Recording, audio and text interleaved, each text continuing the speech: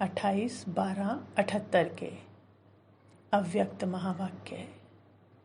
Heading है परमात्म प्रत्यक्षता का आधार सत्यता और सत्यता का आधार स्वच्छता और निर्भयता है। बाबा कहते महावीर व महावीरनियाँ सेवा के क्षेत्र में आगे बढ़ते जा रहे हैं। शस्त्र भी सब साथ में है, एरिया भी बढ़ाते जा रहे हैं, लेकिन अभी तक आत्मिक बॉम्ब लगाया है। अभी परमात्म बॉम्ब लगाना है। आत्मिक सुख व आत्मिक शांति की अनुभूति, रूहानियत की अनुभूति के भिन्न भिन्न शस्त्र नंबरवार समय प्रमाण कार्य में लगाया है। लेकिन लॉस्ट बॉम्ब अर्थात परमात्म बॉम्ब है भाव की प्रत्यक्षता का। जो देखे, जो संपर्क में आकर के सुने, उसके द्वारा ये आवाज़ निकले कि बाप आ गए हैं। डायरेक्ट ऑलमाइटी अथॉरिटी का कर्तव्य चल रहा है। ये अंतिम बॉम्ब है। परमात्म प्रत्यक्षता का आधार सत्यता है। बाबा की प्रत्यक्षता कैसे होगी? सत्यता से, और सत्यता ही प्रत्यक्षता है। एक स्वयं की स्थिति की सत्यता, दूसरी सेवा की सत्यता, और सत्यता का आधार है स्वच्छता और निर्भयता। सत्यता के लिए क्या चाहिए आधार? स्वच्छता और निर्भयता। इन दोनों धारणाओं के आधार से सत्यता द्वारा ही प्रत्यक्षता होगी। धारणाएं कौन सी? स्वच्छता और निर्भयता। और प्रत्यक्षता किसकी हो जाएगी? सत्यता की। किसी भी प्रकार की अस्वच्छता अर्थात जरा भी सच्चाई सफाई की कमी है तो कर्तव्य की सिद्धि प्रत्यक्षता हो नहीं सकती।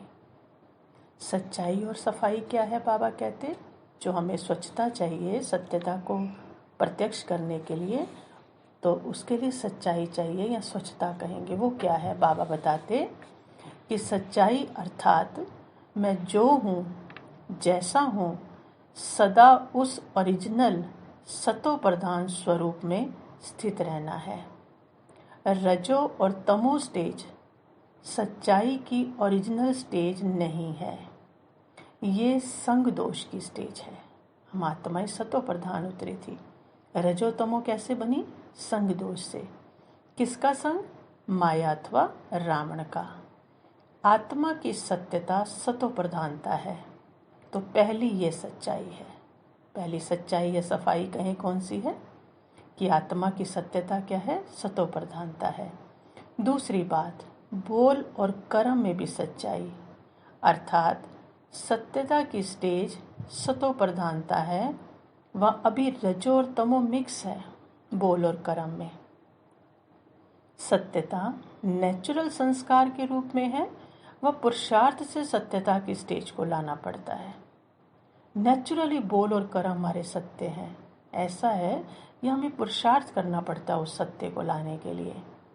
जैसे बाप को ट्रुथ अर्थात सत्य कहते हैं ना, वैसे ही आत्मिक स्वरूप की वास्तविकता ही सत्य अर्थात ट्रुथ है। तो सत्यता सतो प्रधानता को कहा जाता है। ऐसी सच्चाई है बाबा कहते। सफाई अर्थात स्वच्छता। जरा भी संकल्प द्वारा भी अशुद्धि अर्थात बुराई को व अवगुण को टच किया व धारण किया तो संपूर्ण सफाई नहीं कहेंगे। स्वच्छता बाबा कितनी महीन परिभाषा बता रहे हैं। जैसे स्थूल में कोई प्रकार की गंदगी को देखना भी अच्छा नहीं लगता, देखने से किनारा कर देंगे, ऐसे बुराई को सोचना भी बुराई को टच करना है। सुनना और बोलना व करना ये तो स्वयं ही बुराई को धारण करते हैं। सफाई अर्थात स्वच्छता, संकल्प मात्र भी अशुद्धि ना हो, इसको कहा जाता है सच्चाई और सफाई। ये डेफिनेशन बाबा ने हमें बताई। दूसरी बात कौन सी कही बाबा ने? निर्भयता। निर्भयता की परिभाषा भी बड़ी गुह्य है। पहली बात निर्भयता में बाबा ने कही अपने पुराने तमोगुणी संस्कार पर विजयी बनने की निर्भयता।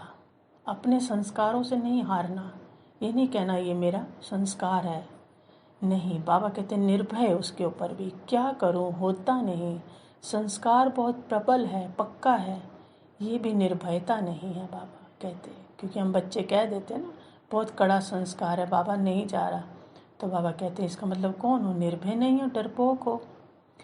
फिर बाबा कहते अन्य आत्माओं के संपर्क और संबंध में स्वयं के संस्कार मिलाना और अन्य के संस्कार परिवर्तन करना, इसमें भी निर्भयता हो कि हम इसके साथ एडजस्ट नहीं कर सकते, तो इसका मतलब डरते हैं।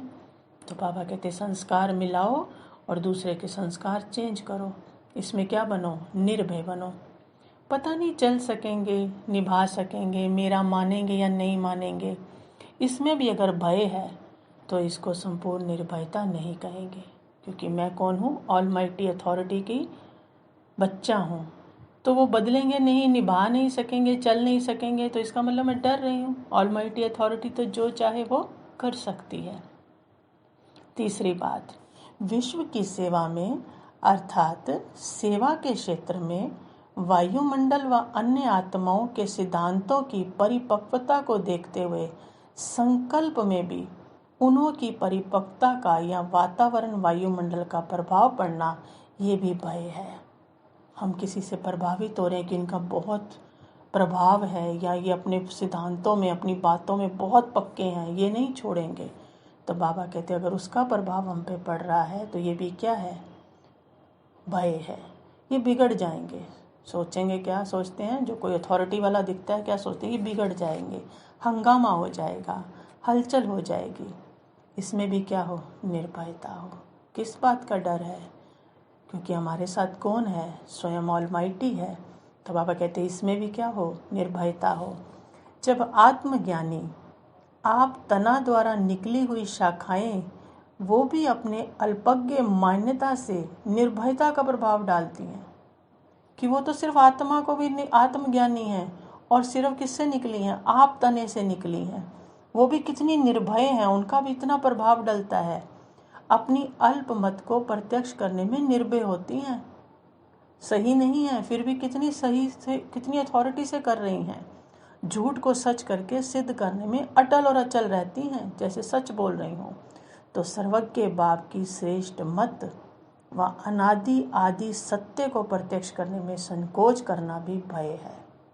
और हम किसके बच्चे हैं, उसकी मत किसकी है, सर्वज्ञ बाप की एक तो श्रेष्ठ मत है, सत्य है, आदि सत्य है, हमेशा से सत्य है, उसको प्रत्यक्ष करने में संकोच कर रहा है हमें, तो ये भी क्या है, भय है। शाखाएं हिलने वाली होती हैं, तना तो हमेशा ही अचल होता है। तो शाखाएं निर्भय हो और तने में संकोच व भय की हलचल हो, तो इसको क्या कहेंगे। हम दोनों बच्चे क्या हैं, तना है, और दुनिया की सारी आत्माएं क्या हैं, शाखाएं हैं या पत्ते हैं। बाबा कहते वो निर्भय हैं और आप हलचल में आ रहे हो। इसलिए जो प्रत्यक्षता का आधार स्वच्छता और निर्भयता है, इसको चेक करो। एक तो अपनी सफाई चेक करो, जो बाबा ने कहा संकल्प में भी अशुद्धि नहीं, और निर्भयता कैसी कि ऑलमाइटी हमारे साथ है और हम सत्य के साथ हैं, इसलिए किसी का भी हमें भय नहीं। इसी को सत्यता कहा जाता है। इसी सत्यता के आधार पर क्या होगी, प्रत्यक्षता होगी। विश्व की सर्व आत्माओं के अल्पकाल के सब सहारे समाप्त हो, एक बाप का सहारा सबको अनुभव होगा।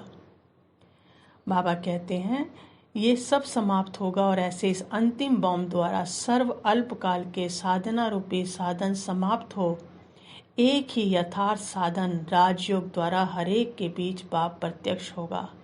विश्व में विश्व पिता स्पष्ट दिखाई देगा। हर धर्म की आत्मा द्वारा एक ही बोल निकलेगा कि हमारा बाप हिंदुओं व मुसलमानों का नहीं, सबका बाप। इसको कहा जाता है परमात्म बॉम्ब द्वारा अंतिम प्रत्यक्षता। तो बाबा कहते अब समझा, अब रिजल्ट सुनी कि क्या कर रहे हैं और हमें क्या करना है। अब परमात्म बॉम्ब फेंको और स्वच्छता और निर्भयता के आधार से सत्यता द्वारा प्रत्यक्षता करो।